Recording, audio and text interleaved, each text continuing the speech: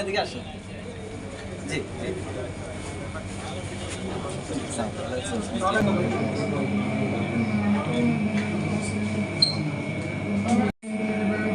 আমরা প্রচুর বাংলাদেশি প্রতিষ্ঠান উদ্বোধন হয়েছে এবং সেগুলো সফলতার সাথে কিন্তু পরিচালিত হচ্ছে এবং এই প্রতিষ্ঠানগুলো কিন্তু শুধুমাত্র যে আমাদের বাংলাদেশের নাম কাতারে ছড়িয়ে দিচ্ছে তা না।